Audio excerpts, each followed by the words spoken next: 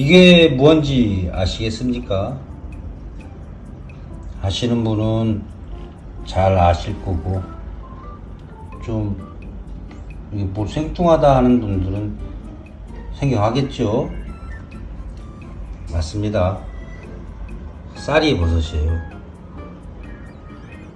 가을의 선물이죠, 뭐. 개인적으로는 제가 많이 좋아하고 맛있어 하는 거예요. 쌀이버섯이라고. 저 어릴 때는 이게 길 가다가 보면 많이 보일 정도로 낮은 산에도 있었거든요. 학교 가다 보면서 봤던 것 같고. 근데 요즘에는 높은 산에 가야지만이 이걸 만날 수 있어요. 딱 시기도 추석 전후 해가지고 그때 시기에 잠깐 자라고 2, 3일 만에 없어지기도 하고, 그런 좀 만나기 힘든 거죠. 몸이 건강하고 불편하지 않는다면 한번 채취하러 갈 만도 하련만은 그렇게까지는 제가 이제 성의를 할 수 없을 것 같고요.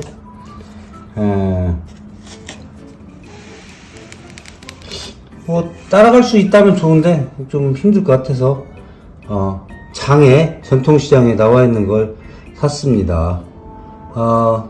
1kg에 25,000원에서 3만원, 또 더 비싸게 부르는 것도 있는데 그 정도인 것 같고요. 가격이 아마 나오는 시기는 아마 9월 하순 끝 무렵까지, 그러니까 하순에는 다 끝나고요. 지금 올해 2022년 한 9월 25일 이 정도면 아마 더 이상 보기는 쉽지 않을 것 같습니다. 그 전에 구해보실 분들 있으면 구해보시고, 산에 가서 한번 채취하고 싶다 하는 분들도 있으면 산에 가보시면 어떨까 해요. 자, 유튜브 상에서 제가 이 손질법이라든지 그 다음에 이런 것들을 좀 검색을 해봤는데 자세히 알려주는 것도 없고, 또 말도 다 다르고, 어디는 이렇게 소금물에다 넣고, 또 어느 분은 그냥 맹물에다 삶아서 손질해서 소금물에다 담가 놓으라고 하기도 하고요. 각가지 좀 다른데 어떤 걸 선택해서 저는 잘 모르겠어요, 저도 사실.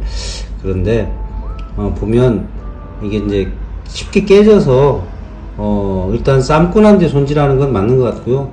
다만 저는 이게 좀 마른 상태에서 조금 싸게 산 거라 깨지지 않더라고요. 그래서 손질을 좀 먼저 가볍게 하고 난 뒤에 그 다음에 데치기로 생각했어요. 왜냐면 맛있고 감칠맛 있고 좋은데, 이 버섯 자체가 도끼가 있어가지고 잘못하면 배탈이 난다고 하고, 안 맞는 사람들은 과민성한 장을 가지고 있는 사람들 말이죠. 그리고 또 한 가지는 땅에서 막바로 뽑아냈기 때문에 잔흙이 많아요. 그래서 잘못하면, 잘 손질을 못하면 지걱거려요. 흙이 남아있어갖고 틈 사이에 흙이 좀 있어서 지걱거려서 손질을 좀 자주 헹궈야 됩니다. 그래서 미리 좀 흙이 묻어있을 만한 부분은 좀 손질을 했고, 그 다음에 또 잘 씻어 봐야죠. 데친 후에. 자, 그런 과정 한번 간략하게 한번 찍어 보겠습니다. 자, 물이 끓기 시작하니까 한번 본격적으로 쌀이버섯을 데쳐보는 거. 완전 정보까지는 좀 늘 자신 없어 해요. 대신 왜 그러냐면 이게 교본이 없더라고요. 어떤 경우는 그냥 맹물로 끓는 물에 데쳐서 이 소금물로 우려내라고도 하고, 또 대부분의 유튜버에서는 소금물로 데쳐낸 다음에 그냥 찬물에 물 여러 차례 갈아서 우려내라 합니다. 독성을 제거하는 방법이. 근데 어떤 것도 스탠다드는 없어요. 그래서 저는 그냥 안심을 하기 위해서 일단은 소금을 많이 넣고 한 3주먹 이상 아주 강하게 넣으려고 합니다. 이게 자칫 잘못하면 그 소금물에 뭔가를 데치게 되면은 색깔이 많이 변하기도 해요. 진하게. 그걸 좀 염려되긴 해요. 그게 지금 이걸 이제 해보겠습니다. 이렇게 넣으면 한 어떤 경우는 1분에서 5분 정도 1분에서 5분 정도 우려내라고 하는데 도대체 어떤 게 맞는 건지 잘 모르겠어요. 다만 그런 거 있죠. 이게 이제 거품이 이렇게 생기면 그때 가서 빼라고 데쳐진 거라고 해요. 글쎄요. 정확한 것이 있으면 얼마나 좋겠습니까마는 세상에 정확한 것이란 그다지 많지 않아요. 지금 이 양은 한 2kg가 넘기 때문에 적은 양은 아니에요. 그래서 그냥 부수렵니다. 부숴볼까 해요. 왜 손으로 이렇게 일일이 하면 그러냐면 부서져요.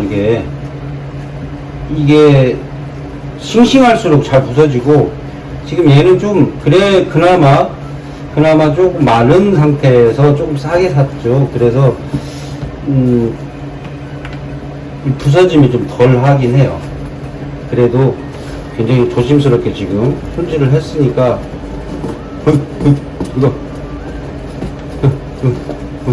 양이 좀 많아서 지금 여기 꽉 찬 느낌이 들죠?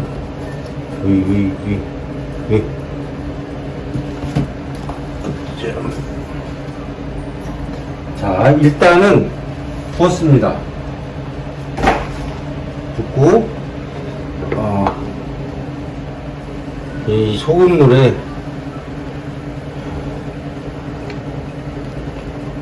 이 거품이 하얀 거품이 있다고 해서 솔직히 말씀드리면 좀 웃음이 나오긴 해요.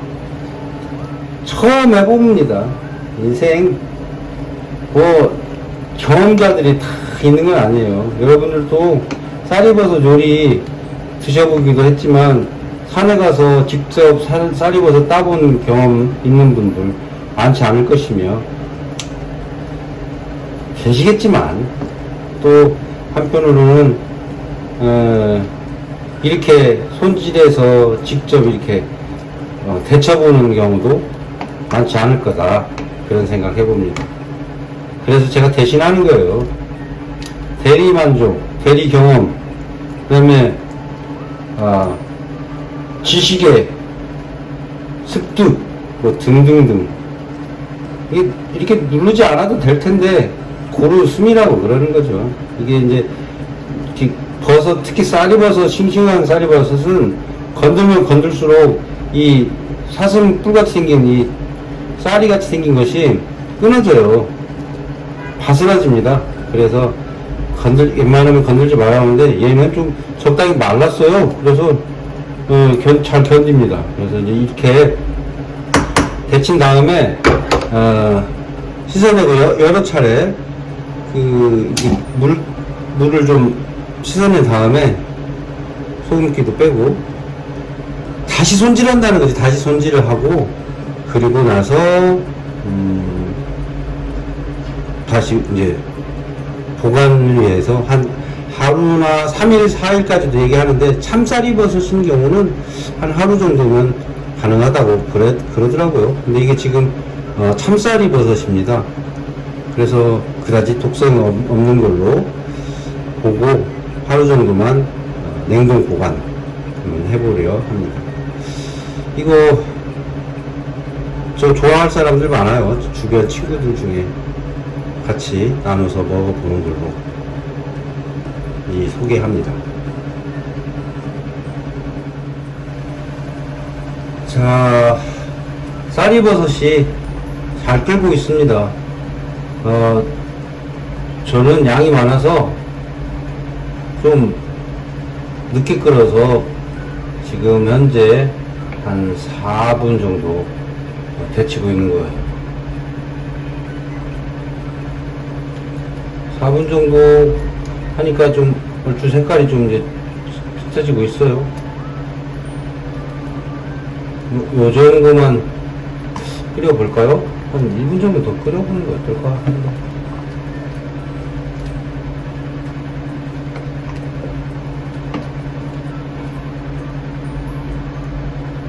깨지지 않고 잘 이렇게 좀 풀어지고 있는 듯한 느낌이 듭니다.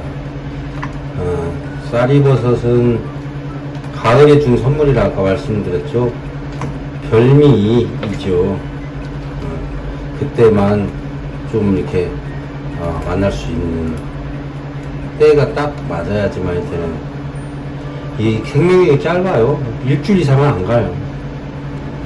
한때 아는 형님들과 좀 높은 산을 다녀봤는데 저는 운이 별로 없어요. 그래서 그 형님들은 뭐 능이도 따고 송이도 저기 어디야 거기가 저 덕유산에서도 따고 그랬는데 저는 같이 가서 그냥 산행만 한 셈이에요. 뭐 발견을 못 하겠더라고요.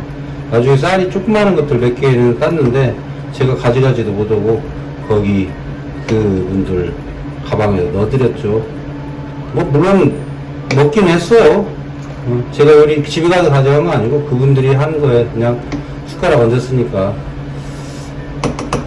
먹어보긴 했는데 직접 제가 채취해서 먹어본 적은 없습니다. 지금 이것도 따라갈 힘이 없으니 샀습니다. 사는 것이, 제가 늘 말하죠, 사는 것이 제일 싸다고. 어떤 농산물도 다 그런 것 같아요. 최근에 요즘에 그 배추가 말이죠 17,000원까지 올랐다고 해요. 싼 건 아니죠. 근데 지금 태풍 불고 비 오고 막 그렇게 계절이 날씨가 좋지 않아서 아마 작황이 너무 안 좋아서 그렇게 될 것 같아요. 벌레도 먹고. 자, 이제 끄겠습니다. 이 정도면 충분한 것 같아요. 자, 이제 데쳐보겠습니다. 아니, 그렇죠? 씻어보겠습니다. 자, 이제 이것을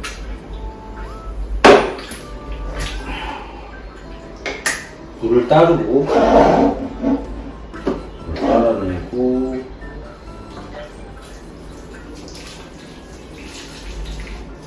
잘 따라내는 건데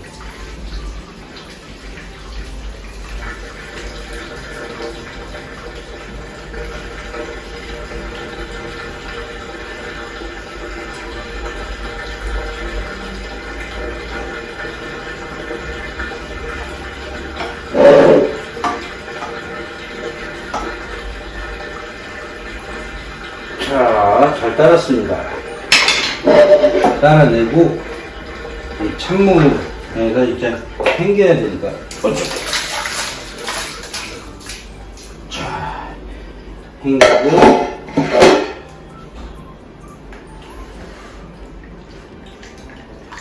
몇 번을 헹겨야 될까요?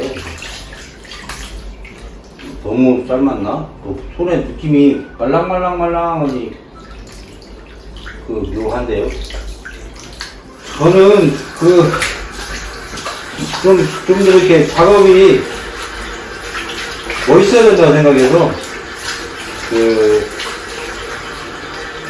싱크대에 하지 않고 화장실에서 가져가 합니다.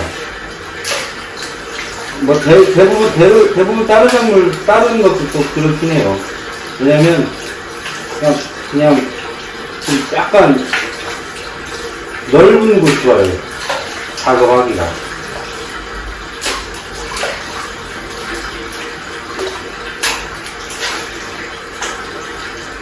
막 할 수 있어서 좋습니다. 노란 머리 한줄한줄 머물다 살기 열심히 스쳐가는 겨울바람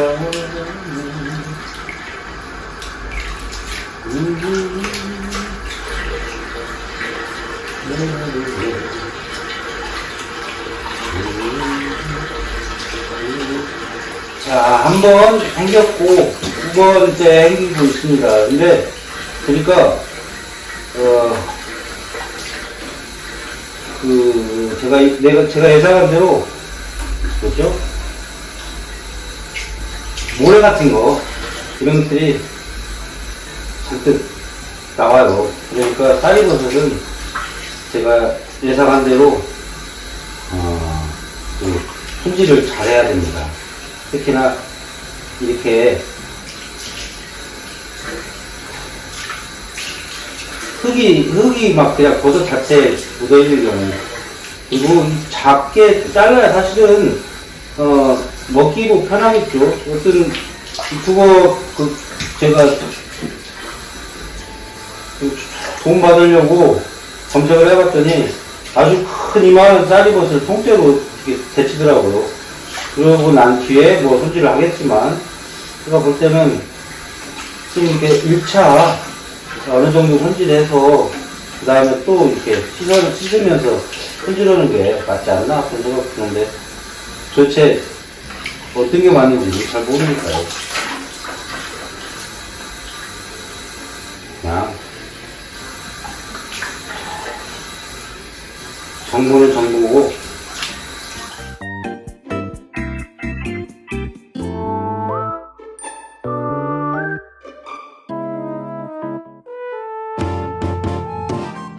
근데 이게 막 씻다 보니까 그 색깔도 좀 이렇게 뭐 뚱뚱한 물이 있지만 결국에 밑에 그 모래 같은 흙 같은 게 남아요. 그게 이게 이제 요리에 만약에 들어가면 지그럽거리죠. 그러면 아무리 맛있는 요리도 기분이 확 상합니다. 그리고 볶든지 찌개든지 뭐든 간에 그 흙이 확 씹히면 기분이 싹 상하면서 요리 맛이 뚝 떨어지죠. 그래서 뭐 특별히 씹는 이유가 제가 경험으로는 이 쌀이 같은 경우는 특히나 그 지그럽거리는 것이 심해서 조금 번거롭고 귀찮고 손도 가지만 이 씻어서 헹구는 이 작업이 꼭 필요하다라고 생각합니다.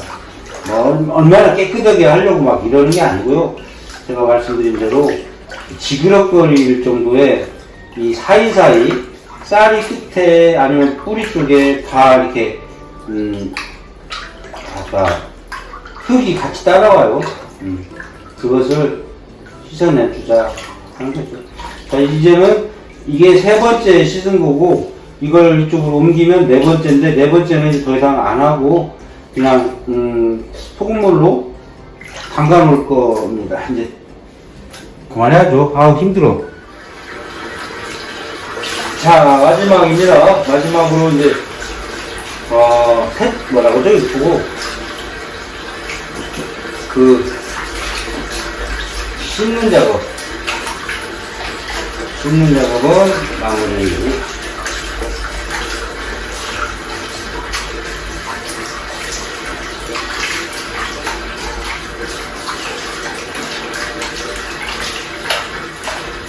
헹굼이라고 해야 되겠네.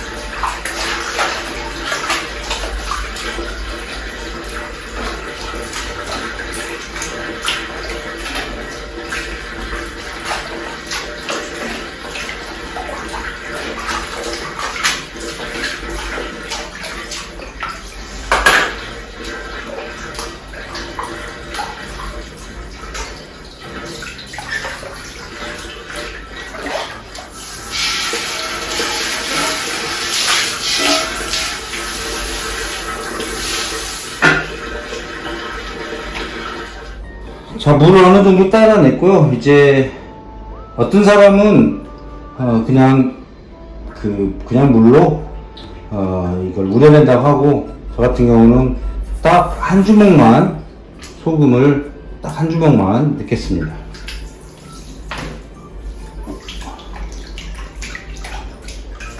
왜냐하면 어쨌든 삼투압을 만들어서 이걸